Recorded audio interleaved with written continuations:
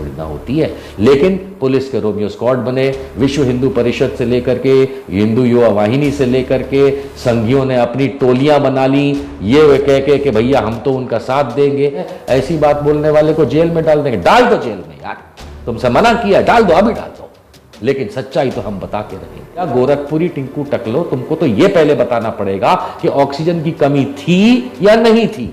मेरे एक निशांत वर्मा को जेल में डालोगे, मेरे जैसे 10 लाख निशांत वर्मा आ जाएंगे सच बोलते हो। हजारों की संख्या में लाशें नदी में बहती हुई मिली। योगी आदित्यनाथ, ये तुम्हारे कांड हैं, किसी और के नहीं है, ये तुम्हारे कर्म कांड है। राष्ट्रीय स्वयंसेवक संघ अर्थात आरएसएस की तो औकात नहीं है कि वो नरेंद्र मोदी के खिलाफ जा सके, क्योंकि आज की तारीख में नरेंद्र मोदी ने आरएसएस को अपना पिल्ला बना रखा है, पिट्ठू बना रखा है, जो कहना चाहें आप कह सकते हैं। मुझे ये साफ दिखता है कि कमल मुरझा चुका है। ईश्वर ना करे अगर दूसरी लहर से ज्यादा खराब परिस्थिति इस सूबे की हुई तो हो सकता है चुनाव से पहले ही योगी का तिनका ढह जाए। इसलिए जिस तरीके का माहौल बदला है, इसमें दो ही बातें साफ होती हैं, ठाकुर तो गयो और कमल मुरझा गयो। नमस्कार, सत श्री अकाल, आदाब। लोकतंत्र टीवी की इस खास पेशकश में मैं निशांत वर्मा, राजनीतिक विश्लेषक, आप लोगों का स्वागत करता हूं। मेरे साथ आप लोगों की मुलाकात छोटे पर्दे पे यानी कि टीवी के कई न्यूज़ चैनल्स के डिबेट्स में होती रही है। आज लोकतंत्र टीवी के माध्यम से आइए एक छोटी सी चर्चा करें, छोटी सी बात रखें। जो आज का हमारा टॉपिक है, उत्तर प्रदेश में 2022 में विधानसभा के चुनाव आने वाले हैं।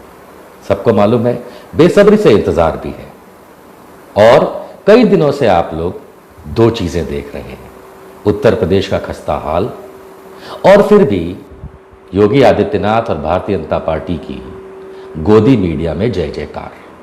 देख रहे हैं कि नहीं देख रहे हैं? लेकिन आज हम ये समझने की कोशिश करेंगे कि चुनावी माहौल क्या योगी आदित्यनाथ के पक्ष में है, क्या भारतीय जनता पार्टी कुछ गुल खिला पाएगी, जिसे आप कहते हैं क्या कमल खिला पाएगी। क्योंकि बहुत सारा गलत प्रोपेगेंडा इस देश में फैलता आया है और फैलता रहेगा।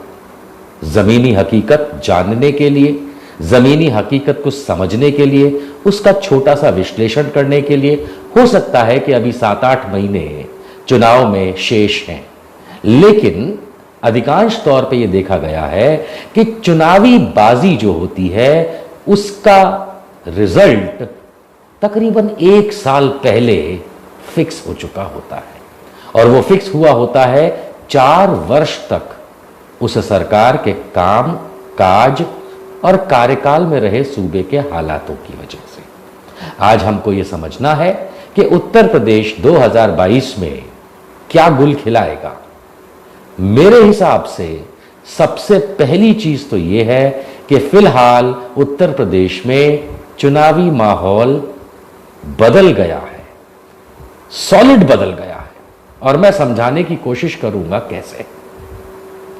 देखिए, हाल के कुछ दिनों में या कह सकते हैं कि कुछ महीनों में आपने ये ऑब्जर्व किया होगा, नोटिस किया होगा कि योगी आदित्यनाथ कुछ थके थके नजर आते हैं और वो थकान जो है वो उस चीज की है कि 4 वर्ष तक जबरदस्ती सूबे का मुखिया बना करके जो उनको बिठाया गया, उसमें उनके कार्यकाल में कुछ भी फल नहीं आया। उदाहरण के तौर पे हम सब जानते हैं कि 2017 में जब उत्तर प्रदेश के विधानसभा चुनाव हुए थे, तब भारतीय जनता पार्टी ने एक भी व्यक्ति को अपना मुख्यमंत्री पद का दावेदार नहीं बनाया था। नरेंद्र मोदी ने भारत की सेना के पराक्रम को लेकर के लोगों के साथ छल करके किसी भी तरीके से उस पिछली सरकार को हराने की कामयाबी अपने सर बांधी थी। हुआ यह था कि उसके बाद हमने भी देखा, आपने भी देखा कि कोई भी मुख्यमंत्री का दावेदार ना होने की वजह से जबरदस्ती बार्गेन करके योगी आदित्यनाथ को मुख्यमंत्री बनाया गया। पहले यह समझ लेते हैं कि ऐसा नहीं था कि भारतीय जनता पार्टी के पास कोई मुख्यमंत्री पद का दावेदार उम्मीदवार नहीं था। हकीकत यह थी कि कई सारे थे। राजनाथ सिंह थे जो पूर्व मुख्यमंत्री रह चुके उत्तर प्रदेश के और केंद्र में मंत्री, मनोज सिन्हा एक बड़े नेता गिने जाते हैं उत्तर प्रदेश के भारतीय जनता पार्टी के। इसके उपरांत कई और नेताओं के लाइनअप में एक नाम और था और वो था योगी आदित्यनाथ। हम सब ने देखा कि किस तरीके से 2017 में भारतीय जनता पार्टी की जीत के बाद और उस जीत के बाद उत्तर प्रदेश में, जिसमें योगी आदित्यनाथ ने तो चुनाव भी नहीं लड़ा था, उसके बाद किस तरीके से गहमा गहमी हुई और जिसे कहते हैं प्रेशर टैक्टिक्स, दबाव डालने का जो षड्यंत्र योगी आदित्यनाथ ने भारतीय जनता पार्टी पे रचा, उसकी बदौलत उनको मोदी जी का साथ मिला। और इससे पहले कि योगी आदित्यनाथ अपने साथ 70-80 एमएलए तोड़ के ले जाते और भारतीय जनता पार्टी की जीती हुई पाली बेकार हो जाती, उन्होंने योगी आदित्यनाथ को मुख्यमंत्री बनने दिया। चलिए ठीक है, ये तो उस पार्टी की अंदरूनी बात हो गई, लेकिन क्या ये पब्लिक का मत था? पब्लिक को तो कोई नहीं पता था कौन बनेगा, इसलिए जो भी आया ले लिया। अब देखिए क्या हुआ कि जब 2017 में भारतीय जनता पार्टी की सरकार बन गई, मुख्यमंत्री वहां के योगी आदित्यनाथ बन गए, उसके बाद आए बड़े कड़े नियम। उदाहरण के तौर पे जितने भी गैर कानूनी कसाई खाने थे उन्हें बंद कर देने का आदेश हुआ। यही बात अमित शाह और नरेंद्र मोदी जैसे लोगों ने चुनावी रैलियों में कही थी। हुआ क्या? 1 महीने के अंदर योगी आदित्यनाथ सरकार ने उत्तर प्रदेश में फरमान जाहिर किया और यह कहा कि जिन जिन के गैर कानूनी कत्ल खाने हैं वो लोग लाइसेंस के लिए अप्लाई कर दीजिए, और उस एप्लीकेशन को मंजूर रखा गया। यानी कि वो जो नौटंकी करी गई थी, ये मैं गिना रहा हूं इसलिए क्योंकि बड़े काम की चीजें हैं ये, कि क्यों फेलियर है योगी आदित्यनाथ, इसी में से निकल के आएगा। तो उनका जो हिंदू वोट बैंक, और पहली बात तो पूरा का पूरा हिंदू वोट करता नहीं है, आगे समझेंगे, तो जो हिंदू वोट बैंक था वो हो गया फेल, क्योंकि जो कसाई खाने हटने चाहिए थे वो हो गए लीगल। इसके बाद आप आगे चलते हैं तो एक बड़े मजेदार आपको बात मैं बताता हूं दोस्तों। आप लोगों ने सुना होगा, जो लोग उत्तर प्रदेश में रहते हैं और नहीं रहते हैं पर हिंदुस्तान में भी रहते हैं, भारत में रहते हैं, आप लोगों ने एक शब्द सुना होगा, रोमियो स्क्वाड। याद है? रोमियो स्क्वाड, लड़का लड़की बाजार में या कहीं गार्डन में बैठे मिले, धर ले उनको, पकड़ ले। ये रोमियो स्क्वाड जब बनाया गया था तब भी मैंने आवाज उठाई थी कि रोमियो, जो कि इंग्लिश लिटरेचर का इतना बड़ा लिटरेरी हीरो है, उसका नाम क्यों बर्बाद करते हैं? रोमियो कोई बुरी चीज थोड़ी ना होती है। लेकिन पुलिस के रोमियो स्क्वाड बने, विश्व हिंदू परिषद से लेकर के, हिंदू युवा वाहिनी से लेकर के, संघियों ने अपनी टोलियां बना ली, ये कह के कि भैया हम तो उनका साथ देंगे। चलिए ठीक है, कुछ लोगों को परेशान भी किया गया, लेकिन उसके बाद 2018 से लेके आज 2021 हो गई है, भैया कोई बता दो कि वो रोमियो स्क्वाड है कहां? वो खुद गायब है। यानी कि वो दूसरा वादा भी योगी आदित्यनाथ का फेल हुआ। तीसरी बात निकल करके आती है जो कि बड़ा मुद्दा गिना जाता है कि राम मंदिर। राम मंदिर के लिए योगी आदित्यनाथ ने कहा अब तो हम इतनी बड़ी मूर्ति भी बनाएंगे और सूबे में अयोध्या में राम मंदिर भी बनेगा, क्योंकि माननीय उच्चतम न्यायालय यानी सुप्रीम कोर्ट का आदेश भी आ गया है। खूब चर्चा विमर्श हुआ, नौटंकियां हुई। हाँ, नौटंकियां हुई। क्यों कहता हूं नौटंकियां हुई, इसको समझने की आवश्यकता है कि जब वहां पे सो कॉल्ड कंस्ट्रक्शन का काम शुरू हुआ तो सबसे पहले नींव डाली जाती है, और जितना भव्य और बड़ा मंदिर बनाने के ये कल्पना करते थे उसके लिए बहुत अच्छी, सुदृढ़ और गहरी नींव चाहिए होती है। तो वहां पे प्रेशर कॉलम डाले गए। प्रेशर कॉलम मतलब खंबे जो टेस्ट किए जाते हैं कि जिसके हिसाब से फिर वजन ऊपर मंदिर का उठा सकेंगे कि नहीं। मान के चलिए 12 कॉलम अगर डाले गए थे, अगर 12 पिलर डाले गए थे, खंबे डाले गए थे प्रेशर टेस्ट करने के लिए, वो 12 के 12 टूट के बेकार हो गए। इसका मतलब यह है कि वहां पे जहां राम मंदिर बनाने की चेष्टा हो रही है, योगी आदित्यनाथ का सपना चूर चूर हो गया, क्योंकि यह मालूम चला कि उस जगह पे, एग्जैक्ट उस जगह के नीचे से एक जमाने में सरयू नदी बहा करती थी। अब ये एक अलग डिबेट का टॉपिक है कि अगर सरयू नदी वहां बहा करती थी तो मेरे श्री राम कोई नदी में तो पैदा हुए नहीं थे, रामलला, वो तो अयोध्या में हुए थे, तो अयोध्या कहां ढूंढो। पर बहरहाल बात ये निकल के आती है कि वहां राम मंदिर का कोई निर्माण नहीं हो रहा। हकीकत से आप वाकिफ हो जाइए। यानी कि योगी आदित्यनाथ का वो सपना भी फेल हो गया। इसके बाद उन्होंने हिंदू मुसलमान वाद जो चलता चला आ रहा था उत्तर प्रदेश में, जैसे मुजफ्फरनगर के दंगे हुए, वो समाजवादी पार्टी के जमाने में हुए थे, और इन महाशय ने, योगी आदित्यनाथ ने एक एक करके उस जमाने में किए गए लोगों पे केस वापस लेने शुरू किए। जब मैं कहता हूं लोगों पे केस, मतलब वो सारे इन्हीं के संघी और विश्व हिंदू परिषद टाइप के बकवास लोग थे जिनके ऊपर केस किए गए थे समाजवादी पार्टी के द्वारा उस समय, क्योंकि वो सरकार में थी। और योगी आदित्यनाथ ने लगभग 80% केस अभी तक वापस ले लिए हैं और उन लोगों को फ्री छोड़ दिया है। आपको भी याद होगा, संगीत सोम और बाकी लोग जो थे सब मुफ्त में आराम से घूम रहे हैं। अब सवाल ये उठता है कि योगी आदित्यनाथ अगर हिंदूवादी आतंकवादी, हिंदू का आतंक मचाने वाले तत्वों को अगर संरक्षण दे रहा है, तो मान के चलिए, मैं एक गणित बताता हूं आप लोगों को छोटी सी। 2017 में उत्तर प्रदेश में 14 करोड़ वोटर था। कितना मतदाता कितना था? 14 करोड़। उस 14 करोड़ में से भारतीय जनता पार्टी को वोट मिले थे तकरीबन 3.5 करोड़। इसका मतलब यह होता है कि 10.5 करोड़ उत्तर प्रदेश के मतदाताओं ने भारतीय जनता पार्टी को पसंद नहीं किया था। वो बात और है कि उन 3.5 करोड़ वोटों से इनकी पूर्ण बहुमत की सरकार जरूर आई थी। लेकिन ये योगी आदित्यनाथ भी समझता है इस बात को बहुत बेहतरीन तरीके से कि अगर वो 10.5 करोड़ लोग जिन्होंने भाजपा को वोट नहीं दिए थे, अगर वो इकट्ठे हो जाते हैं या उनके दो भी टुकड़े हो जाते हैं, तो ये 3.5 करोड़ वोट जो इन्हें मिले थे, जो कि बहुत बड़ी बात थी उस समय, ये सब का सब गायब हो जाएगा और गौमूत्र से लेकर गोबर तक सबका विनाश हो जाएगा।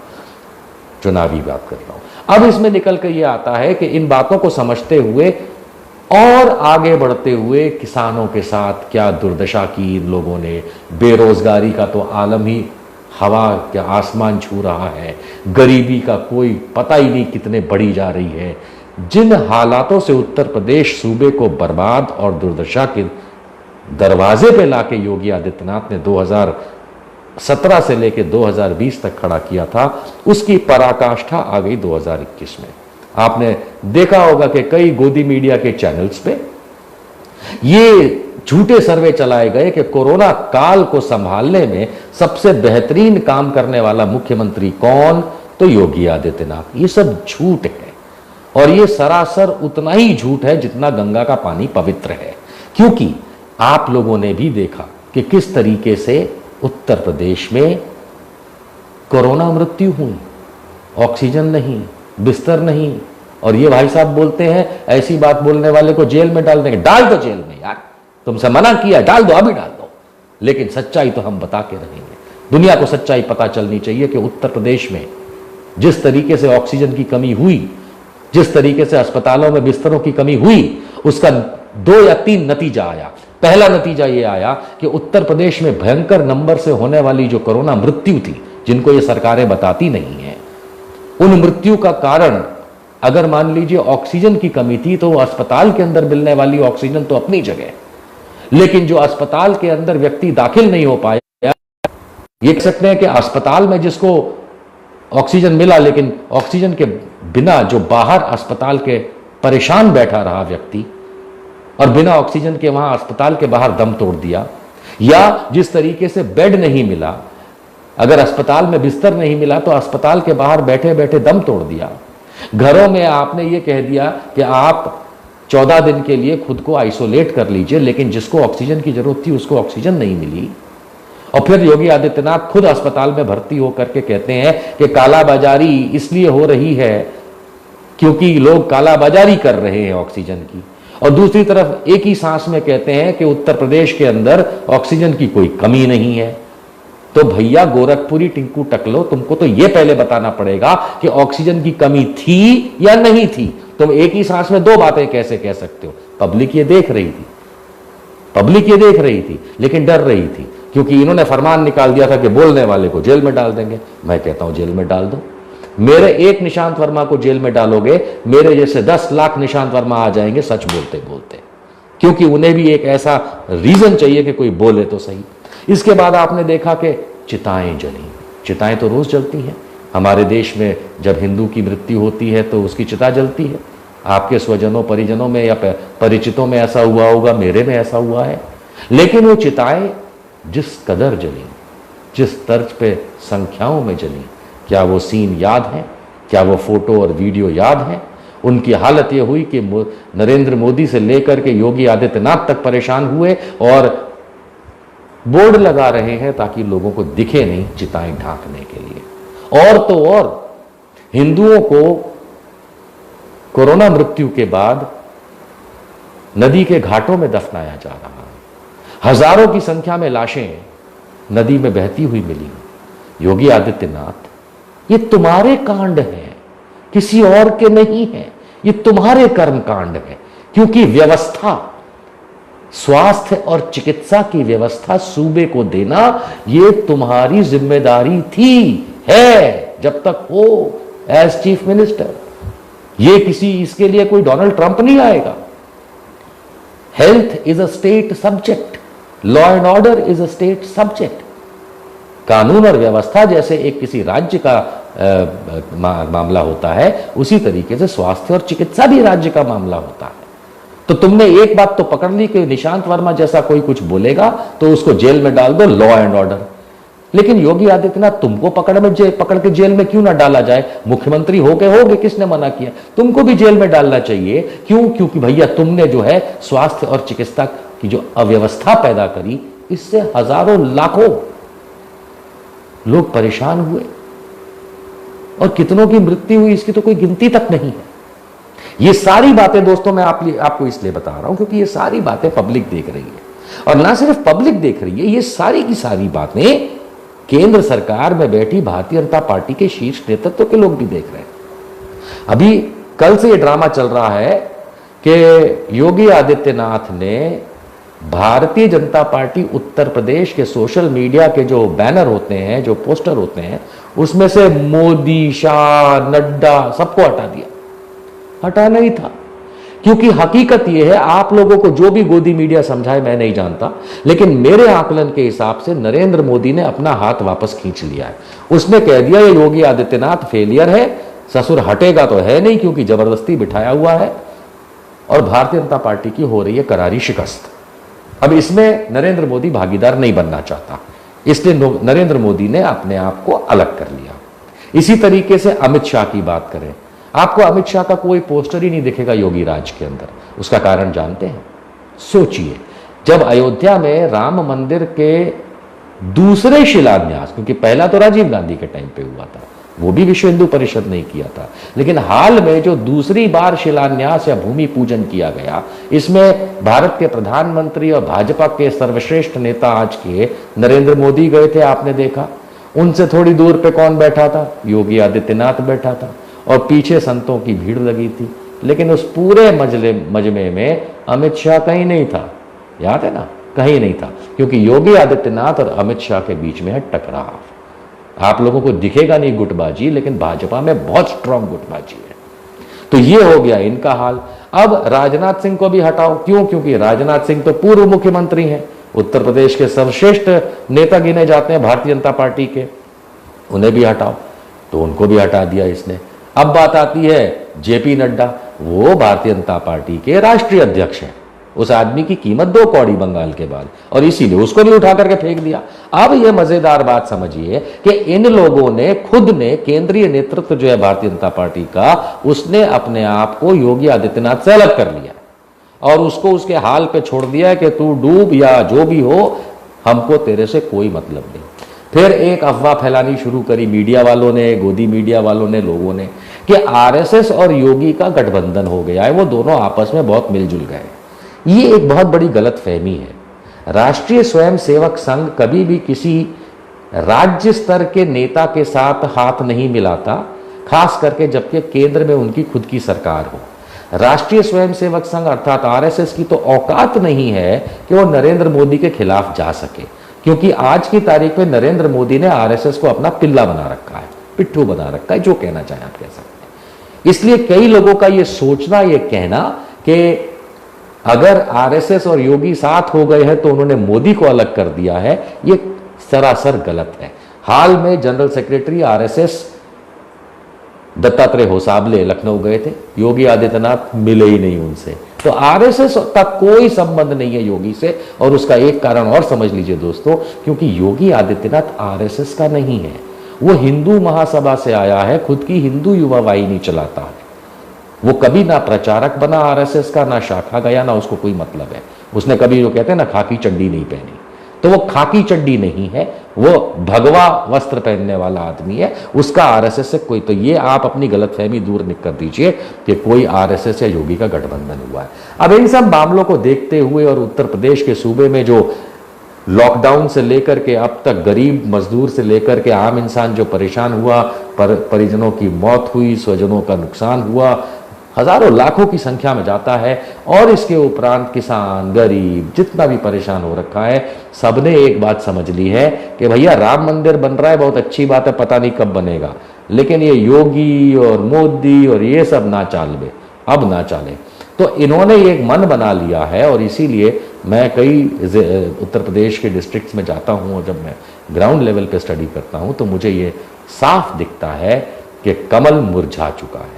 लेकिन क्योंकि ये सरकार में है इसलिए अपना झूठा प्रोपागेंडा करेंगे, क्योंकि गोदी मीडिया इनका मुख बन करके चलता है और मुखपत्र बन के या मुख टीवी बन करके अपनी कहानियां सुनाता है आपको, इसलिए आपको ऐसा जरूर लगेगा कि देखो अभी भी इनमें कुछ जान है, लेकिन हकीकत मानिए कमल का फूल मुरझा चुका है। अब उत्तर प्रदेश का जो ये माहौल बदला है, इससे एक चीज और सामने आती है। यहां पे थोड़े से आंकड़े दोबारा देता हूं। जैसा मैंने आपको बताया कि 2017 के विधानसभा चुनाव में 14 करोड़ मतदाता उत्तर प्रदेश में था, जिसमें से 3.5 करोड़ मतदाताओं ने भारतीय जनता पार्टी को वोट दिया। ये ना भूलें कि तकरीबन 2 करोड़ मतदाता ने बहुजन समाजवादी पार्टी को वोट किया था, और तकरीबन 2 करोड़ ही मतदाता और थे जिन्होंने समाजवादी पार्टी को भी उस समय वोट किया था, और कांग्रेस को करीब 50 लाख लोगों ने वोट किया था। ये है आपके पास बड़े बड़े आंकड़े, और ये किसमें से निकल के आता है कि उस 14 करोड़ में से सिर्फ 61% लोग वोट करने गए थे। अब सवाल ये उठता है कि कहीं जो हम प्यार से कहते हैं बुआ बबुआ, बबुआ बुआ, अगर वो साथ हो गए तो योगी का क्या होगा? अगर आरएसएस जो ये झूठ बोलते हैं कि योगी के साथ है, आरएसएस अपना हाथ खींच रही है, उसका कारण ये है कि जो मैंने समझा है कि आरएसएस को एक ब्राह्मण मुख्यमंत्री चाहिए। ठाकुर से अब उनको कोई लगाव नहीं है, क्योंकि पिछली बार भी इस ठाकुर को जबरदस्ती सर पे बिठा दिया गया था। ब्राह्मण को अगर मुख्यमंत्री बनाने निकलेंगे तो फिर योगी आदित्यनाथ का क्या होगा? Yogi Adityanath sitting chief minister है, अगर आप उसको मुख्यमंत्री पद का दावेदार नहीं बनाएंगे तो आरएसएस आपको वोट नहीं देगी, और वैसे भी वो आरएसएस का आदमी नहीं है, इसलिए आरएसएस से उसको कोई प्रेम नहीं है। भारतीय जनता पार्टी के शीर्ष नेताओं ने अपना हाथ खींच लिया है।